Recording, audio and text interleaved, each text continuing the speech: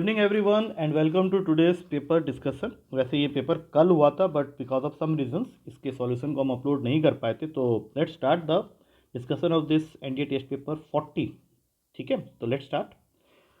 पहला क्वेश्चन है हाइपरबोला से related. Taking axis of hyperbola as coordinate axis, find its equation where the distance between the foci is 16, मतलब 2AE या 2C की value तुमको दे रखी है 16 एंड इसेंट्रिसिटी √2 है और तुम्हें निकालना है इक्वेशन ऑफ हाइपरबोला। तो सबसे पहली चीज़ है, हाइपरबोला के इक्वेशन में दो चीज़ों का होना बहुत जरूरी है क्योंकि इसका स्टैंडर्ड फॉर्म होता है x² / a² minus y² / b² = 1। That means a² और b² की वैल्यू चाहिए।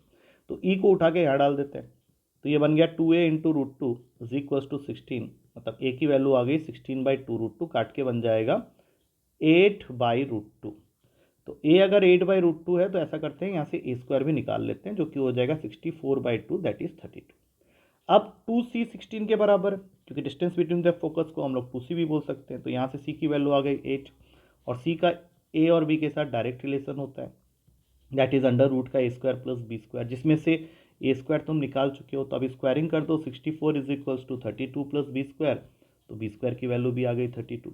तो a² भी 32 है, b² भी 32 है। इसको यहाँ डालते ही तुम्हें आंसर दिख जाएगा x² - y² = 32, जो कि अवेलेबल है सी ऑप्शन में। अब चलते हैं नेक्स्ट क्वेश्चन में। नेक्स्ट क्वेश्चन तुमको एक इक्वेशन दे रहा है और साथ में ये भी कह रहा है कि this equation is of an ellipse, but यहाँ +1 है, इसको यहाँ भेजने पे ये -1 हो जा रहा है। और जो एलिप्स का स्टैंडर्ड फॉर्म होता है उसमें राइट हैंड साइड में 1 होता है, पॉजिटिव वाला। तो इस माइनस को हम लोग क्या करेंगे, लेफ्ट हैंड साइड में ट्रांसफर करेंगे, जिससे कि ये हो जाएगा r-2 और ये हो जाएगा 5 - r। अब पता है कि ये जगह a² के लिए होती है तो ये वैल्यू हमेशा >0 होगी, ये जगह b² के लिए होती है तो ये वैल्यू भी >0 होगी। तो r की एक वैल्यू आ गई >2 और यहाँ से r की वैल्यू आ जाएगी <5। तो इन दोनों को अगर मिला के लिखें तो जो सही ऑप्शन बनता है वो ये है कि r की वैल्यू 2 से 5 के बीच में लाई करेगी, that means B is the correct answer. अब चलते हैं अगले क्वेश्चन में। तुम्हारे पास में एक सर्कल है जिसकी इक्वेशन दे रखी है। तो इस सर्कल की इक्वेशन से सबसे पहले इसका निकाल लेते हैं सेंटर, जो कि होता है -g - f। अब ये जो कोऑर्डिनेट्स हमें दिया है इसके हिसाब से इसका सेंटर बन जाएगा, x के साइड वाला नंबर का आधा करना है, साइन चेंज करना है, मतलब a cos α and a sin α। अब एक लाइन है जो कि इस सर्कल के लिए टेंजेंट का काम कर रही है और वो लाइन की इक्वेशन है x cos α + y sin α = p। अब कोई भी लाइन किसी सर्कल के लिए टेंजेंट की इक्वेशन का काम तभी करती है जब सेंटर से उसका डिस्टेंस, परपेंडिकुलर डिस्टेंस, रेडियस के बराबर होता है, that means d must be = r। तो अभी हम लोग को यहाँ पे क्या करना है, OM को निकाल के r के इक्वल करना है। OM क्या है, that is the perpendicular distance of the centre of the circle from this line, जिसको हम टेंजेंट कह रहे हैं। तो ये बन जाएगा a cos² α + a sin² α minus b whole modulus में अपॉन में √√ का cos² α + sin² α। और रेडियस की वैल्यू अगर हम लोग यहाँ से देखें तो ये बन जाता है, रेडियस कितना हो जाएगा, a² cos² α + a² sin² α पूरे का √।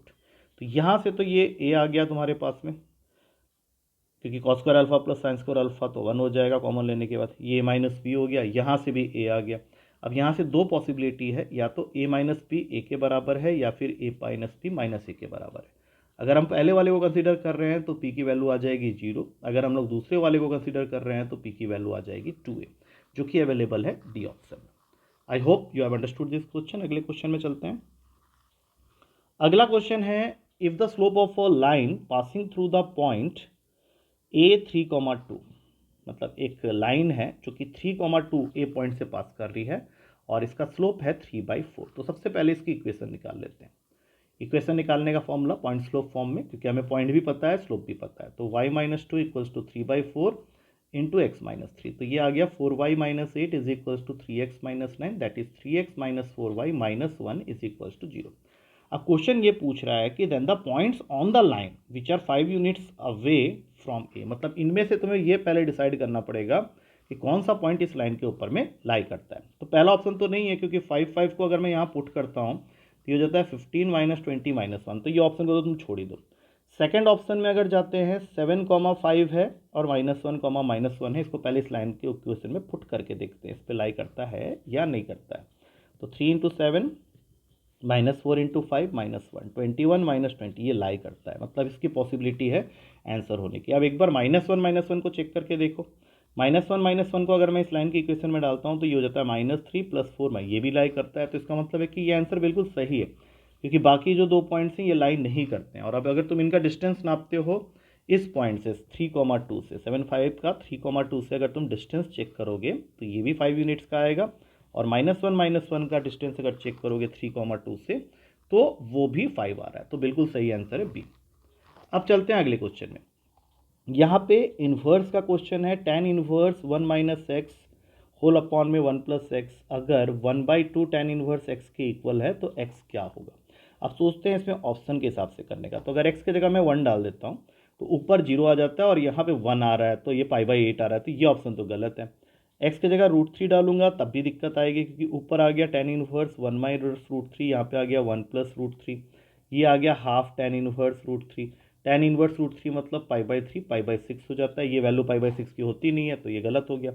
तीसरे ऑप्शन के ऊपर चांसेस है कि ये सही होगा, तो इसलिए इसको एक बार चेक कर लेते हैं। x = 1/√3, तो इससे ये हो गया 1 - 1/√3, यहाँ पे आ गया 1 + 1/√3, और ये हो गया हाफ tan इन्वर्स 1/√3। पहले राइट हैंड साइड की वैल्यू निकाल लेते हैं। tan इन्वर्स 1/√3 मतलब π/6, उसका आधा करेंगे तो π/12, दैट मीन्स 15 डिग्री। ठीक है, अब इसको सॉल्व करते हैं। इसकी वैल्यू हो गई √3 - 1 √3 + 1। इसको अगर मैं यहाँ पे रैशनलाइज करता हूँ तो ये बन जाता है √3 - 1 √3 - 1। इसको सॉल्व करके देख लो, ये बनेगा तुम्हारा 2 - √3, जो कि tan 15 डिग्री की वैल्यू होती है। तो अगर ये tan 15 डिग्री की वैल्यू होती है तो ये बिल्कुल सही है, क्योंकि दोनों साइड में 2 आ गया, ये सी इज द करेक्ट आंसर, बिल्कुल सही आंसर है। अब चलते हैं अगले क्वेश्चन की तरफ। 6th question, the base of a cliff is circular. एक क्लिफ है, उसका बेस सर्कुलर, ऐसा बना लेते हैं, ठीक है। And from the extremities of the diameter of the base angles of the top of the cliff are 30 degree and 60 degree. थोड़ा पास वाले को 30 रखो, इसको 60 रखो। मतलब हो क्या रहा है कि ये क्लिफ है, ये तुम्हारा डायमीटर है ए बी, इसकी नेमिंग कर देते हैं सी डी। तुमको ये हाइट निकालनी है, और हमें दिया हुआ है कि हाइट ऑफ द क्लिफ नहीं, हाइट ऑफ द क्लिफ दे रखी है 500 मीटर, हमें डायमीटर निकालना है ये वाला। तो अभी डी पॉइंट हमने यहाँ पे ले तो लिया है tan 60 डिग्री, सीधा स्टार्ट कर दो ट्रायंगल ए सी डी से। In triangle A C D क्या होगा, tan 60 degree is equals to 500/AD, मतलब AD की वैल्यू आ गई 500/√3, संभाल के रख लो। अब दूसरा ट्रायंगल है ADB ट्रायंगल, इसमें tan 30 डिग्री की वैल्यू हो जाएगी 500/DB, दैट मीन्स 1/√3 की वैल्यू हो गई 500/DB, तो DB आ जाएगा 500√3, और हमें क्या चाहिए, इस डायमीटर की पूरी लेंथ, मतलब AD + DB चाहिए, that is nothing but equals to AB। तो ये हो गया 500/√3 + 500√3, तो टोटल आंसर आ जाता है 2000/√3 मीटर, जो कि मुझे यहाँ दिख रहा है बी ऑप्शन में अवेलेबल है। अब चलते हैं अगले क्वेश्चन में। ये प्रॉपर्टीज ऑफ ट्रायंगल का क्वेश्चन है, इसके लिए तुमको फॉर्मूला याद होना चाहिए हाफ एंगल फॉर्मूला से, जो कि मुझे तो याद है। तो ये तुम्हें देता है relation sin A/2 × sin C/2 अगर sin B/2 के इक्वल है। तो sin A/2 का सबसे पहले हमें फॉर्मूला लिखना पड़ेगा, जो कि होता है S - B × S - C upon BC whole under root में, और sin C/2 का इसी तरीके से फॉर्मूला हो जाएगा S - A × S - B upon AB whole under root में। तो साइन B का तुम गेस कर सकते हो, ये हो जाएगा S - C × S - A upon CA whole under root में। अब देखते हैं कि लेफ्ट हैंड साइड में अगर मैं इन सबको एक ही रूट में ले लूँ तो S - B तो 2 बार आ रहा है, उसको बाहर फेंक दो, और BC और AB में से B 2 बार आ रहा है, उसको बाहर फेंक दो, तो बच क्या गया हमारा अंदर, एक तो S - C बच गया, एक S - A बच गया, और CA बच गया। और अगर हम लोग ध्यान से देखें तो हमारा जो राइट हैंड साइड है उसमें तो यही लिखा हुआ है, तो ये दोनों कैंसिल हो गए, और S - B/B is equals to 1 आ गया। तो S - B की वैल्यू हो गई B, और हमें तो S पूछा है क्वेश्चन में, तो ये 2B के इक्वल आ रहा है, that means A is the correct answer. अब चलते हैं अगले क्वेश्चन में। इसमें दिया हुआ है तुम्हें एक relation cos 2B is equals to cos A + C upon cos A - C, और बदले में वो तुमसे पूछ रहा है कि tan A tan B tan C ये किस में होंगे, AP GP HP या नन ऑफ दिस। तो सबसे पहले स्टार्ट करेंगे cos 2B का वो फॉर्मूला जिसमें tan के इन्वॉल्वमेंट है, क्योंकि हमें फाइनली जाना तो tan में ही है। तो हमारे पास में एक फॉर्मूला होता है 1 - tan² theta upon 1 + tan² theta, तो हमने यहाँ पे चेंज कर दिया, और यहाँ फॉर्मूला लगाते हैं cos A cos C minus sign A sign सी, और नीचे आ जाएगा cos A cos C plus sign A sign सी। अभी भी हमारी रिक्वायरमेंट tan ए की है, तो इसको डिवाइड कर दो, राइट हैंड साइड वाले को डिवाइड कर दो, divide by cos A cos C. ये आइडिया हम लोग को इसलिए लग रहा है क्योंकि हमें tan ए tan सी चाहिए, तो ये 1 minus tan A tan C और यहाँ पे 1 plus tan A tan C. अब हमने क्या किया है, पूरे क्वेश्चन में tan A tan B tan C में कन्वर्सन कर लिया है। अब लगाओ यहाँ पे componendo and dividendo. I hope you must be knowing, काफ़ी बार हम लोग यूज़ कर चुके हैं। कॉम्पोनेंटो एंड डिविडेंडो कहता है कि अगर A by B C by D के इक्वल है तो we can always write A plus B upon A minus B equals to C plus D upon C minus D. तो यहाँ आ जाएगा 1 minus tan square B plus 1 plus tan square B, और नीचे हो जाएगा 1 minus tan square B minus 1 minus tan square B. Same काम यहाँ कर लो, 1 minus tan A tan C plus 1 plus tan A tan C, और नीचे आ जाएगा 1 minus tan A tan C minus 1 minus tan A tan C. अब देखते हैं क्या होता है, ये दोनों कैंसिल, ये दोनों कैंसिल, तो ऊपर आ गया 2, नीचे आ गया माइनस का 2 टेन स्क्वायर बी।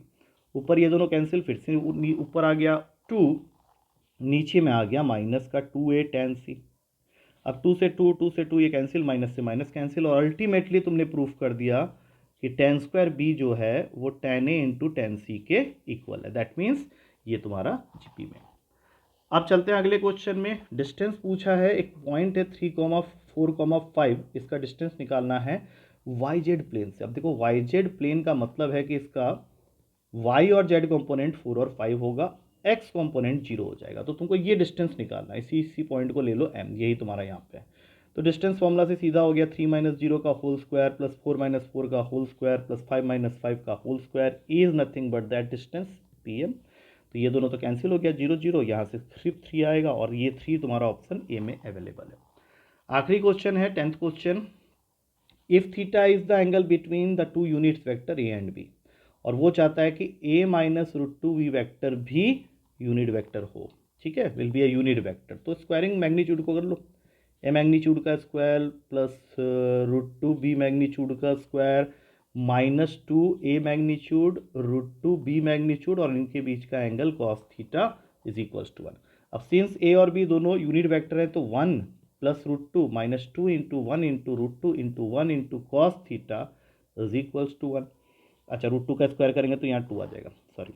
अब यहाँ से 1 प्लस 2 हो गया तुम्हारा 3, उधर जाके बन जाएगा माइनस का 2, और यहाँ पे है minus 2 root two cos theta. Minus से माइनस कैंसिल, 2 से 2 कैंसिल, तो कॉस थीटा की जो वैल्यू आ रही है वो आ गई है 1 बाई रूट टू। अब 1 बाई रूट टू मतलब थीटा हो गया तुम्हारा पाई बाई 4, और ये आंसर अवेलेबल है बी ऑप्शन में। तो आई होप समझ में आ गया होगा। तो ये पेपर का डिस्कशन यहाँ ख़त्म करते हैं, फिर नेक्स्ट पेपर के डिस्कशन के साथ मिलेंगे। सॉल्यूशंस को आराम से देख लो, जो भी डाउट होगा you can ask me in the class. Till then take care and thank you to all of you.